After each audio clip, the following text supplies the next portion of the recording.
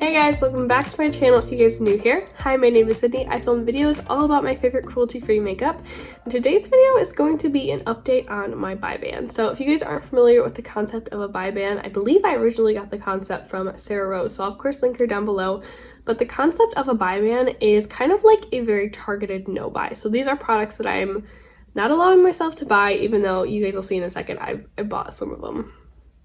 Bad. But these are products that I'm not allowing myself to buy for one reason or another, which I will go into once we get into the products themselves.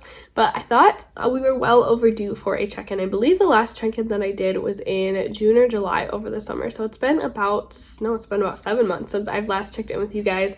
Some of the categories have shifted. Some of them I'm like really cracking down on. Some of them like, nah, we can be done with that. I've used up enough products or decluttered them from my collection. But I love doing this because I don't do well on a no buy. I know that if I just cut myself off completely cold turkey with makeup, that doesn't really go well.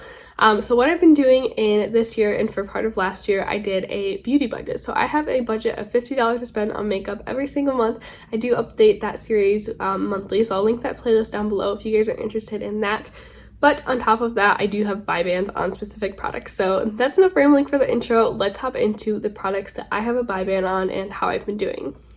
Okay, so the first category that I put a buy ban on is blush. And I'm not going to be sharing the specific number of products that I have in my collection at this moment of each of these categories. If you guys are interested in information like that, I'll link my makeup inventory video down below where I go into each category and break down how many I have. But today I'm just kind of sharing what I've added to my collection since that last update. So for blush, I've added 2 blush to my collection, but I'm only really faulting myself for like half of one. So I believe in my last update, I kind of said I don't want to buy more blush, but it's okay if I add some cream blush. So I did grab the ColourPop blush sticks. This one's in the shade Aloha. It's this beautiful like rosy terracotta shade. It's gorgeous, you guys.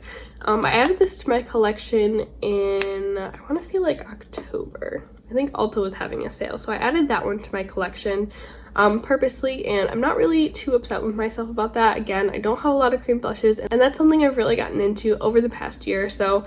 And then the other blush that I added to my collection was actually a blush palette, and I actually received this one in a giveaway, so I feel like I can't really fault myself for that one either. That is the Beauty Bakery Cotton Candy. Oh, my little puffs are falling off. Cotton Candy Champagne Blush Lighter Palette. So I received this from Beauty Bakery in a giveaway. It's just a beautiful palette full of glowy blushes. You guys, the glow on these is no joke. Look how beautiful those are. This shade's a little too deep for me to wear, but the other ones I can make work. They are stunning. So I don't really regret either of these additions to my collection. I feel like they both have a unique place in my collection. Like I said, I don't have a lot of cream blushes, and like 98% of my blushes are matte. So I'm really excited to have a shimmery kind of blush palette to work with to top those with. I do plan on continuing my blush buy ban into 2020. I have to continue it. I was gonna say wait, but maybe if you like want some glowy blushes. No, I'm gonna really try to work on cutting down my matte blush collection. They're still perfectly fine. I'm just really preferring more of a shimmery blush these days. So if I can get those numbers down, maybe I'll take it off. But for now, I'm gonna keep my blush ban on. Okay, the next category that I put a ban on was liquid lipsticks, and I did pretty well in this category. I was sent a couple of liquid lipsticks in PR from Eclectic Beauty Cosmetics. I just got one out right here. I did do a whole little swatch video on my Instagram if you guys are interested in this brand. It's an indie brand. They came up with a lot of really fun colors. I'll link that down below if you guys are interested in learning more about that.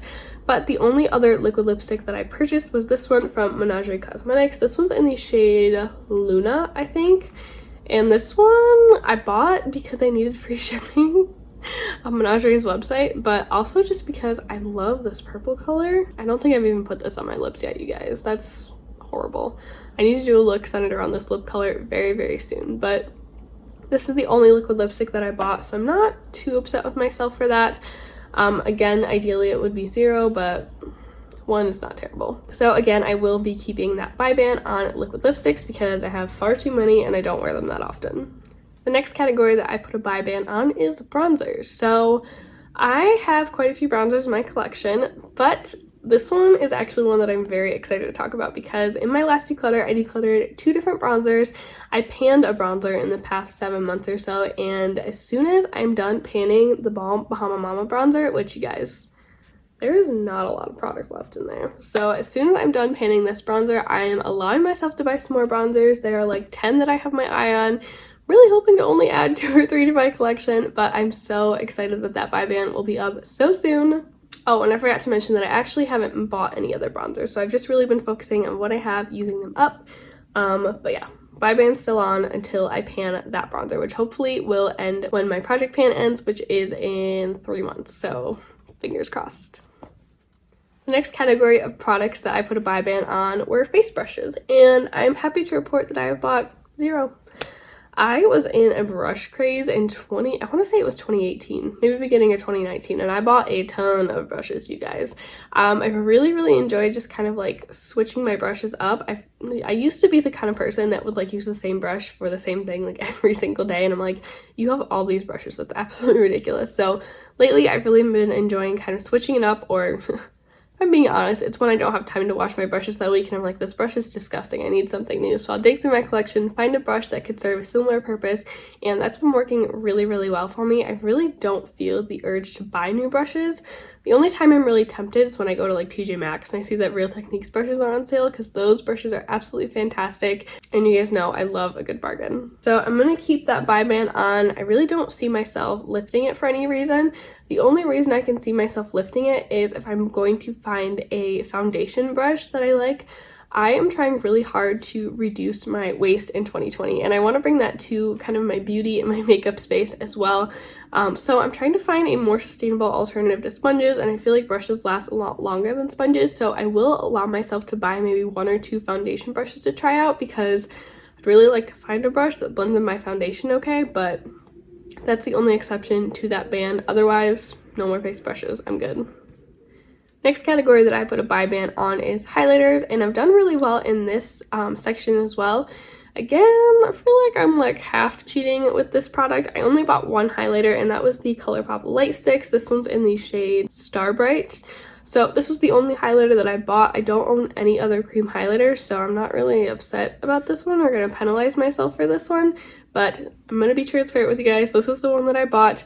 Otherwise, I'm really not planning on buying any other highlighters or adding any more to my collection. I'm really satisfied with what I have right now. Maybe if a liquid highlighter comes out that really catches my eye, I might try that one, because I feel like that would be a valuable product to have in my collection, to mix it with my foundation, to use as a liquid highlighter, all that stuff. But otherwise, no more highlighters. Next category of products is red lippies, and I have bought 0 red lippies, but I did receive 1 in PR. That was part of the Eclectic Beauty liquid lipstick collection. Otherwise, I haven't bought any. I really haven't had the urge to buy any. I don't wear red lips that often. I do have a couple in my collection that I really love, so I'm really just kind of set with those. So I will be continuing that buy ban. The final category that I placed a buy ban on was eye brushes, because again, I went on that brush craze and I just bought like all the brushes I could get my hands on. So I have more than enough eye brushes right now. I'd be okay. I think last time I specified eye blending brushes. I think I'm even gonna go a little bit farther and say all blending brushes except detail brushes, because I feel like I could use maybe 1 or 2 more of those in my collection if I found some shapes that I really found to be helpful. However, 2 blending, well, 3 technically, I can't find the 3rd one, but 3 blending brushes did enter my collection. I did win a small giveaway, and they had some ColourPop brushes in them, and so I did add those to my collection, but I didn't purchase them. So I actually have 2 additions that I want to add to my buy ban list, and the first one is sparkly lip topper lip glosses. I am like weirdly obsessed with these lip glosses. I don't know. No, I've definitely bought a couple. I was gonna say, I don't think I've bought any. I think most of them have been sent to me, but I've definitely bought a couple. But I love popping these on the center of my lips when I'm filming. I feel like it just makes my lips look juicy and glossy, and it's just kind of fun to do something a little bit extra when I'm on camera.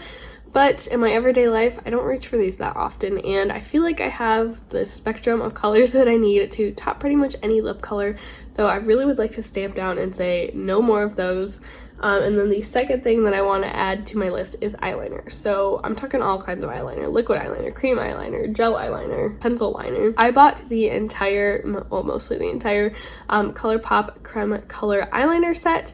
And so I have pretty much the rainbow, you guys, and any colors that I don't have, unless they're crazy unique, like some of the Suva Beauty eyeliners have kind of been tempting me, so maybe if they have a good sale, I don't know, even then I'd have a hard time convincing myself. But any colors that I don't have, I feel like I have enough colors of the rainbow that I could probably mix my eyeliners to create something that would work for the look that I'm looking for. So I would like to kind of just kibosh that right now. No more eyeliners. I have plenty of pencil liners. I am set. I'm not a super huge eyeliner girl. Most of the time when I wear it, I just kind of pop it in my waterline for a pretty little pop. And I'm in today. Maybe purple would be pretty today. Anyways, I don't use eyeliner a ton, so that's probably a product in my collection that's going to take me quite a while to go through. So I'm cutting myself off right here and now. But that's going to wrap up this video, guys. Thank you so much for watching. If you enjoyed this video, let me know by giving it a thumbs up. Letting me know if you guys have a buy ban on any products, or are you on a strict low buy or a no buy. I would love to know. I feel like there are probably a couple other categories that I should put myself on a buy ban on, but I want makeup to stay fun. And for it to stay fun, I don't want to restrict myself so much. So I like to do this as a way to kind of keep a good majority of my purchases really thoughtful and making sure that I am not overextending myself for what I can actually use. So thank you guys so much for watching, and I'll see you guys in my next one. Bye! Next category. What's a category? Oh my gosh, I gotta blow my nose. And leaving me a comment below letting me know